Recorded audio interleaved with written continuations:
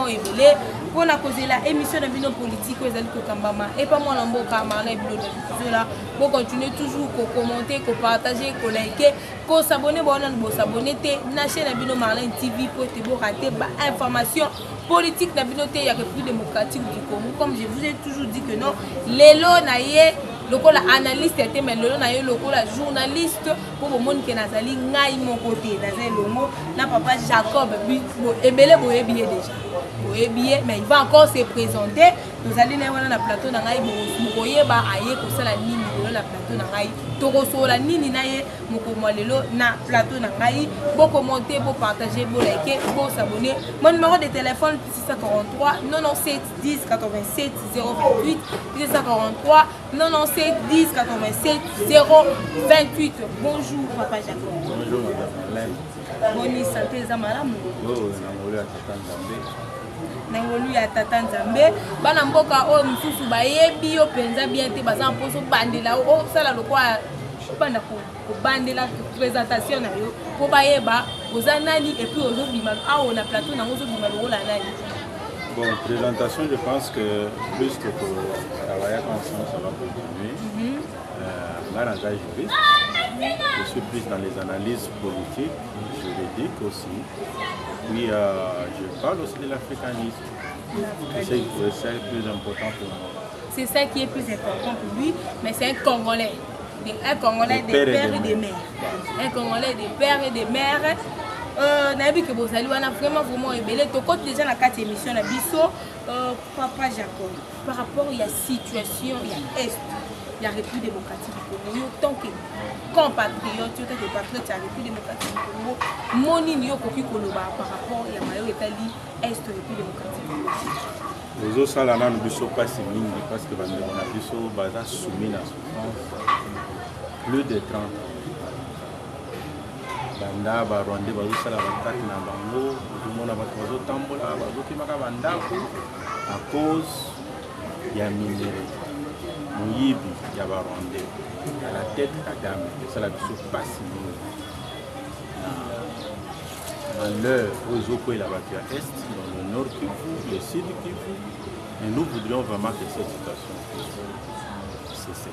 Puis c'est bana mboka balingi bayeba balobi que non le pouvoir en place où ils ont kambama le président Antoine Tshisekedi Tshilombo balingi bayeba pourquoi ba territoire rebelle sous la récupérer et pas ba wazale loko la plutôt pas ba M23 et puis na ba lié à Corneille Nanga le groupe rébellion à Corneille Nanga automoni Goma ils ont tombé comme on est dans la place le bateau de place moko ba simba tete Goma ils ont tombé maintenant Bukavu Walikali tous ces territoires wana qu'est-ce qui peut yoko apporter nini pour que le chef de l'État a mais qu'un peu changer dans la situation c'est parce que dans le quoi bateau simba ba simbi les gens boté ma Congo malobano ezaya solo eloko na koloba liboso eza que situation nyonso wana eza dû par rapport ya accord basinyaka accord wana nde pesaki pouvoir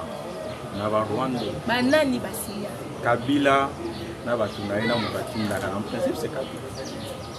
On a donné les services de sécurité na Rwanda bato basimbi armée basimbi renseignement basimbi police basimbi immigration donc bango na bango nde baza kuna bien que bandeko na biso FARDC na zalendo bazobunda mais les éléments qui étaient en place là c'était des rambos tozomona bitumba esalami omona komanda azali akimi et nous avons un exemple patent pour ba munitions ezali armes ezali bacombattants bazosenga FARDC bazosenga no abombi à un moment donné on va découvrir ça dans les plans na bango que non pourquoi ba Rwanda bazoya mais Kabila n'est plus au pouvoir. Il n'est plus au pouvoir.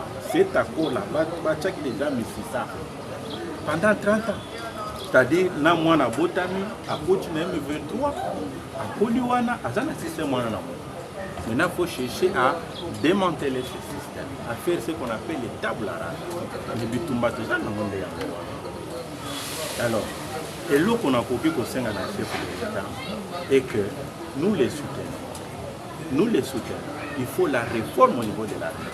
baje na biso nyonso bazokota basala bapesa bango bagrade amatisa mosusu bacolonel mosusu bakóma na bango bagénéral. Mais soki bokoloba ke Kabila atekaki mboka par rapport ya bacor mais tomoni ke fait de compte mpe le président Tshisekedi epakika na bacor aza na accord nini asene te wana eza motuni okotunanga te ngai nde na asigné accord moko na ndenge wana te na modele wana ya koteka mboka te accord moko eza te bongo kokutana na ye na Paul Kagame na Qatar kokutana na Qatar babe eza mpo na bacor yango moni mwana na ye abombaki information ke papa nazo voyager ezali nango accord te voyage ya chef de l'état ce sont des voyages des fois discrets faut pas bato bayeba akei na ye c'est-à-dire au niveau de l'international on a compris que le Congo a un problème boyebi ke Qatar aza na baintérêt na Rwanda wana ezali mbongo na bango bapesa aéroport international ya Kigali bango bapesa mbongo na bango. Je suis sûr, je m'imagine qu'ils se sont dit lokola minéraux eza na RDC tobenga nano président de la République Félix Antoine Tshisekedi toyeba qu'est-ce qu'il va dire mais que no bakenda kosigner accord non les gens cherchent la paix parce que atie mbongo na ye aza na besoin asala nini a récupérer mbongo a continuer business na ye à côté business c'est une façon pour défendre le chef de l'État parce que y a moi le baki que non ce qui a kokutana na lisusu na Paul Kagame bon kutana na lola mais ba se retrouver lisusu place encore le président Félix Tshisekedi à côté Paul Kagame à côté oui mais c'est raison respecter maloba na été non et puis aloba lisusu que une fois kaka lisasi kaka moko ya pa mebeti il va exterminer Rwanda. Mais abimi non madame abimi ça comme ya ko exterminer guerre est seulement militaire guerre est allée diplomatique guerre est allée juridique les leçons na ebisoke na instance ya Afrique une instance internationale on est en procès avec le Rwanda au Ndimango c'est ça non tokoki pe kondima mais tozomona réalité ya côté likambo ya koloba tokokutanaka na lola aza garant de la nation il est le chef mais soki amoni ke na kokutana na Kagame na niveau ya Qatar c'est une façon na libérer mboka mabeni ni mais libérer mboka bakutani na Paul Kagame na Qatar et puis le lendemain bato susu bakufi lobi ezalaki matanga ya jeune na biso musicien ça c'est beti lisu makasi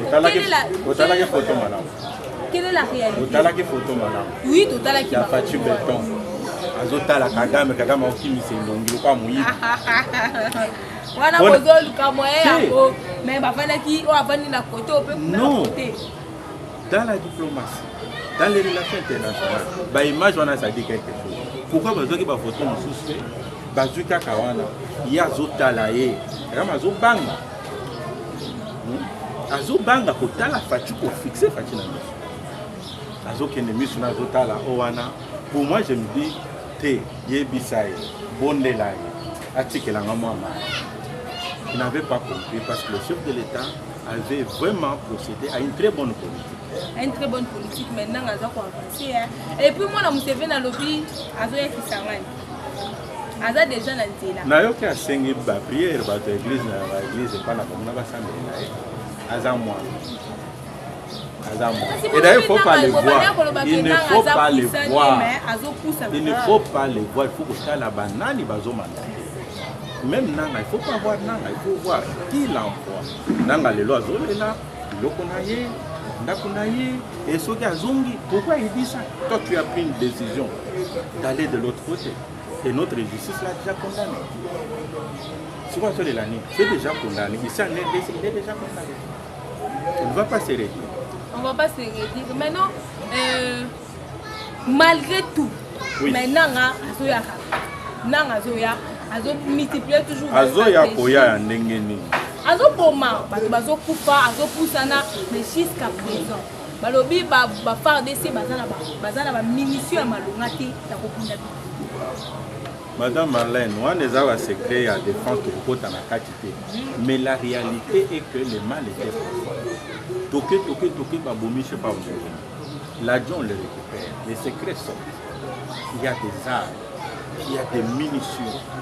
Dans l'endroit, toke bakangi patron ya hôpital où il y a nini ya HJ. Je pense que vous êtes en train de suivre, non? C'est-à-dire, les gens étaient déjà ici. Quand Nanga disait je suis là, heureusement, Makila ya batu ya Tivwana, Tindiki allo, et les gens qui sont avisés ont commencé à suivre. On a commencé à suivre par les gestes, par les actes. Maintenant, on a compris que déjà, parce que les gens sont plus corruptibles. Parce que c'est moi bon, on peut vous traiter même pour $100. Vous êtes en boca pour $100. Il y a le but que gérant ses chefs de l'État et ça m'a la montée, on a approprié à quel milieu pour sauver la population. Sincèrement, pour la gérance, je m'oppose. Depuis qu'on a connu le temps de Mobutu, le décapitant, et maintenant Fachi, je pense que maintenant même les fonctionnaires pour voler les zones 1000 fois. Parce que l'IGF là, nous tous nous sommes en train de suivre l'IGF là. C'est une autre procédure. Tant qu'on va condamner mon acte de Songolo, c'est une autre procédure. Il y a saisi à c'est bleu, mais la population en a pris un tour bakangi. Oh, il y a des tours. Ne pas mon nez, on est dans pourri la prison. Mais puis ça va ceux qui bakangi bango. Après ça des comptes, bah comme ils baso bela, basu bateri, baso la liberté provisoire. Nous allons pousser aux autorités judiciaires pour que ceux qui bakangi ont un détournement, il faut pas saisir le local. Il faut avoir au vu et au su, c'est-à-dire les médias et autres, ils doivent être là comme témoins, pas le bilan comme ça pour que la population et l'opinion internationale basent en témoin. La population et puis l'opinion totale basala informée par rapport à Yamambouana. Il faut que l'on le bilan. Où est-ce que c'est passé réellement? Américain, Ronnie Jackson. Aye Jackman plutôt, aye Awa, aye qui n'a RDC hier. Koutani na chef de l'État, à Sololi, à Kepe na Rwanda. Mais pour même un rapport, na réunion na bango a lobby que non, il n'y a pas moyen parce que corruption est parce que justice n'a vu ses affaires. Donc il a cité beaucoup de points et puis a lobby que non détourner mes amakasi na Congo, donc c'est impossible. Macron. Là, les collaborateurs va soutenir le plus démocratique du Congo par rapport il y a maman Italie, guerre, il y a Est. Il y a autant que moi la boca. Madame Marlène, guerre Tozana, on doit aussi me pena racine de Bitumbo. C'est sénateur républicain américain qui fait la soule. Il a fait ses déclarations le mardi 25, mais je crois qu'il y a déjà des réactions. Pas même il y a pas Congolais seulement, mais même de l'étranger. Quand il déclare par exemple est-ce qu'il s'est référé à l'histoire? Nous avons l'internet, il parlait dans les Google pour voir qu'était le Congo, le Rwanda avant 1800 et que ce pays-là existait. Mais je pense que les services de l'ambassade des États-Unis d'Amérique, comme ça les rapports pour le dire, il y a des rapports, il y a ONU sur cette situation de l'Est. Elle a déclaré par exemple que cette partie-là est non gouvernable. Mais la banque, les banques sont là, non? Nanga sont en coma. Comment ils savent pas payer? Parce que quand c'est gouverné, ils doivent avoir tous les atouts. Pourquoi pas d'autres solutions en paiement? Pourquoi il n'y a pas le secret des comptes? C'est-à-dire la banque centrale qui est à Goma suit les instructions qui viennent de. Il a parlé de la corruption. Mais moi personnellement, j'aime Mao Seka. En faisant l'introspection. Attendez, je suis en train de parler, Madame Marlène. En faisant l'introspection. Donc, chez lui là, son adresse là, sent déjà l'odeur de la corruption. Parce que si ça ne sentait pas de la corruption, il ne pouvait même pas sortir de sa bouche que parti wana ezala ya Rwanda ou ya Uganda.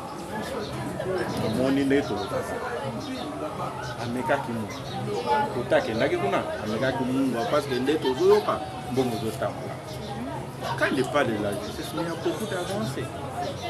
Avec les VP Mouta, nous voyons quand même qu'il y a des lames. Aujourd'hui, on arrête même les ministres. L'état de Mobutu, vous avez pris combien de ministres? Les excellences. On vous arrête. On vous arrête. Il faut d'abord un début. Quand il y a un début, nous allons avancer. Donc, moi je pense que c'est un non-événement. Ronnie Jackson, le sénateur républicain, là, ce qu'il a fait, il a démontré vraiment que c'est un partisan, il n'y a pas balkanisation. C'est ça le grand problème. Un partisan, il y a balkanisation. Ils veulent que ces terres-là, Rwanda, Zandambo, Ouganda, Zandambo, ça n'a pas commencé avec les chefs de l'État, le président Félix Antoine, ça a commencé depuis Mobutu. Les Ngwanda. Ils ont intention de faire des bandaka. Mais pourquoi le chef de l'État a dit qu'il y a non, en diplomatie, il est venu c'est un sénateur. Aïe à lobby. Dans à lobby, vous voyez, il y a eu déjà des réactions. Même la Belgique a réagi. Cela démontre déjà que non, c'est une personne qui sera classée. Nabato va combattre la paix en RDC. Et c'est fini pour lui. C'est fini pour lui. Et je dois clarifier une chose. Ce n'est pas un envoyé spécial de la présidence Trump. C'est un sénateur. Il y a une commission de affaires étrangères. C'est ainsi qu'il n'est pas l'envoyé de Trump. Non, il n'est pas l'envoyé. Ça, les gens doivent le répéter. C'est un sénateur comme un sénateur. Mais il y a une commission des affaires étrangères. Parce que ceux qui dans le Sénat ou dans l'Assemblée nationale, il y a beaucoup de commissions. On l'a envoyé où il a fait ce rapport. Mais le rapport qu'il a donné, c'est un rapport biaisé. Les Américains, les Anglo-Saxons, lorsqu'il y a un rapport comme ça, on publie, vous voyez déjà, il y a déjà des réactions. Le chef ne va pas dire non, tu n'as pas de vérité. Et vous verrez qu'ils enverraient quelqu'un d'autre. Ils enverraient quelqu'un d'autre. Donc, succès, Banambo, Balimi Sibaye. Parce que tu as vu que ça, vous avez soutenir parti politique. Mais au moins, tu as vu que vie il y a beaucoup de salami, je ne savais pas faire mal. Ayami, au but de CG Kabouya, mais on est surpris que Kabouya, qui est dans la liste de honorable député, mais non comme un secrétaire général, il y a parti politique au pouvoir. Mais la vidéo visible, c'est le secrétaire général. Mais il y a déjà quelque chose qui est louche là. Merci Madame Marlène, c'est une question d'actualité. Je suis moi-même de l'UPC. Je dois réagir par rapport à la déclaration il y a honorable qui a dit que les pauvres Mbata est en train d'agir comme il est au-dessus des présidents des partis. C'est l'union sacrée. C'est une structure. Lui, il est le secrétaire permanent. L'autorité de référence est là. C'est-à-dire pour que l'autorité de référence puisse communiquer avec les membres, il passe par ce secrétaire. Le CGI de moi, je ne pense pas qu'il peut aller là de lui-même ou que le professeur Mbata peut appeler de lui-même. Tout le monde connaît un peu ce qui se passe dans le camp. Si, lorsque Basala qui liste Wana, je pense que l'honorable Kabouya avait vu. Il avait vu Mathieu qu'il est honorable, c'est-à-dire qu'il va là-bas comme député. Apprenons parfois à être franc. C'est ça le problème. Quand on a vu le document, je vois par exemple Madame Marlène, je suis invité comme journaliste. Mais les autres, c'est ça le grand problème du Congo. Équipe n'a du Soana, quand on a d'abord accueilli, on a reçu le CG a eu des hauts budgets. Les gens ont parlé dans les réseaux sociaux, dans nos réseaux, là, c'est terrible. Et maintenant, vous pensez que les professeurs, ils peuvent faire ça de lui-même. Ils connaissent les problèmes qu'il y a. On a été à Bogoto, on a été passé par là. C'est-à-dire, en faisant ça, vous savez, dans la vie, nous devons comprendre nos prévisions, les leaders du président Félix Antoine. Nous devons voir comment il gère beaucoup de plantations, comment il gère même le pays. Vous voyez, il y a des structures, il y a des PV, il y a des réunions, on vous dit c'est fait, ça fait, c'est eux. Mais nous voulons plutôt Bunda. Comme la ligne, ma pauvre, tout ce qui n'est pas malin. Non, c'est que vous êtes d'accord, on a abîmé le col à honorable, c'est que le roi a séché déjà. Bon, le processus en eux okende, biso toyebi que secrétaire pour Abisso a eu de c'est déjà visible. Mais bino batu qui Kabuya, bolongoli Kaboul, bolobi était, botie Kabuya, bino mo lisusu mo changer pour comme lisusu déjà visible. Mais la vie c'est comme ça. Après, moi j'ai évolué dans ma chambre. J'ai amené les skatistes. Au salut 2 ans, 3 ans, Balongolio, Batini Moukouzi. C'est la notion que nous, Congolais, nous ne voulons pas. Batio magistrat, on a toute la vie. Batio, je ne sais pas. DG, on a tout. Non, nous devons apprendre. 2 ans, 3 ans, Salut Moussa, je cède la gestion à quelqu'un d'autre. D'ailleurs, c'est mieux. On voit ça chez les religieux dans ma communauté. Ouais, là, ma mère, vraiment, c'est du play. Nous devons nous habituer. Chers compatriotes, vous avez la responsabilité quelque part, nous disons, maintenant, nous sommes remplaçants. Et vous allez voir, nous n'aurons même pas. Qu'est-ce qu'il faut demander à CG honorable Kabouya. Pour le bas, tout CGT, qui n'a pas vu CGT. Honorable Kabouya. Qu'est-ce qu'il faut demander à estimer le quoi? Non, la salle qui constitue la consultation pour la formation du gouvernement. Et là, il y a les formateurs. Moi, on ne me pose pas de questions. Les formateurs, c'était lui. Mais les fruits, moi j'ai planté l'arbre et les fruits. Il a déclaré, ouais, il a nommé, je ne sais pas, des députés. Quel est le fruit maintenant? Mais ça, c'est un autre débat peut-être au compte. Ça, c'est un autre débat parce que moi-même, j'étais aussi au front comme candidat. Parlons d'abord de ce qui est pourquoi il faut pas l'ongolayer aussi vite parce que là on a c'est une situation qui a duré. Il y a eu même le chef de l'État avec la commission de la médiation. Je pense que le compte rendu était fait par le secrétaire national, le professeur Jean de Demino. Je crois que ne nous attachons pas aux choses terrestres. Ne nous attachons pas. C'est peut-être ça notre différence avec Abatou. Soyons humbles, dans l'humilité, allons-y. C'est que moi je peux retenir, je peux dire aux internautes qu'on a autrefois proclamé que Kabouya n'est plus le CG et maintenant c'est ça, non? Oui, dans les faits, on a demandé, Madame Marlène, que chaque parti a qu'il pour renouveler, pour adhérer. Dans la nouvelle formule, il y a Union sacrée. Qui est-ce qu'on avait appelé? C'est Théo.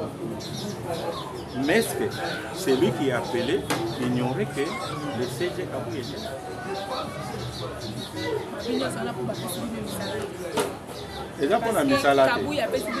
Moi, je vous dis que l'UDPS a des gens, il ne prélève rien, absolument rien. Nous avons déjà contact avec l'UDPS. Et on aura le temps de développer. Donc, Azo recommandé partout, qui ne sont même pas de sa famille, mais il ne parle même pas un franc. On a des gens honnêtes à l'UDPS. On a déjà... Il faut les découvrir. Il faut les découvrir. Autant que ça moko. Ba internet ba yé. Ata moko kaka. Ba yé ba prochainement base à la carte. Ba internet ba pose à la carte de boyo si télévino ba député ba za ka télévino fait ba soutenir ba tie même ba famille na bango côté parce que les gens pensent toujours quand tu prends le pouvoir aux famille na mobile au côté à la carte. Papa Jacob toujours que les penza pembeni ya possible ça émission na biso par rapport à combien de temps Monique no ba kangi mais des mias on appelle ça comme auditorat militaire va libérer na 1 heure et pourtant ça muto bakangi na ba preuve mais na yo kyo a wuti ko lobake non avec Moutamba comme ko kanga ba ministre mais comment est-ce que même là parce que tout tourne autour de la justice bakangi de bakanga qui est voilà basalela qui est map on a qui map beto zoyo. Peut-être c'est l'audition qui a continué jusqu'à tard. Oui, bien, dans la justice, le temps de l'offre, si vous avez répondre jusqu'au moment où le jugement sera où il doit avoir bien collaboré avec la justice. Il ne faut avouer et à moitié. De là, on a fini, on a qui n'a tout si on a vu sa vérité, mais si on a continué pour ça, monter mon sani et pour s'endurer, ils allaient secret à la justice pour éviter qu'est-ce qui s'était passé là-bas. Moi, personnellement, j'ai fait confiance à moi. Tu fais confiance à nous. Papa Jacob, toujours qu'il est féminin à Souka et monsieur, c'est comme dit que non. Maloba nini to message nini oyo na mo personnel oyo ko annoncer na peuple congolais. Ce peuple congolais a pour ça et ba message très important oyo ko bébé. Message. Merci beaucoup. Message dans un message de soutenir le président de la République, Félix Antoine Tshisekedi Tshilombo, dans cette lutte. Et aussi de soutenir Wazalendo dans FARDC bateau bazola la Libanda qui se sacrifie jour et nuit pour la vie. Et demander à ceux qui trahissent de ne pas trahir. Le rôle là-bas, ils sont bons, les autres ils sont bons, mais là il y a un gros. Parce que tant que nous sommes bons, nous allons trahir, nous casser toute une génération. Et sachez que les sangs crient toujours vengeance. Les bisons l'histoire il y a Abel na Caïn. Caïn a demandé qu'on a Abel. La cause qu'on a montré, mais Makila Wana, voilà le message que je donne aux internautes. À nos internautes, merci beaucoup, chers internautes. Vous allez vraiment ébélé. On a colanda émission à Bino Kambamaka et pas moi Lamboka, Marley Bilonda. Vous allez continuer toujours, commenter, partager, liker. Papa Jacob, vous pouvez numéro de téléphone.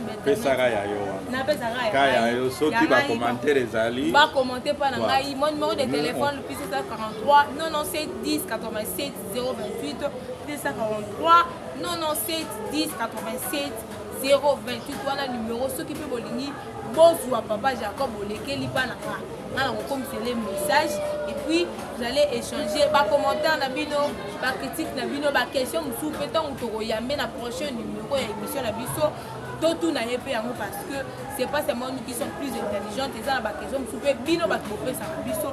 Merci beaucoup parce que vous allez que belé penza na émission biso mokonelo bon commenter bon partager bon liker, bon s'abonner et que vous allez essayer mingi pour la chaîne de Biso Marley TV en passant avec le Royal Kolozala Bambo Tenayo et si vous allez depuis Bruxelles wana tokuteni na prochain numéro. Merci beaucoup.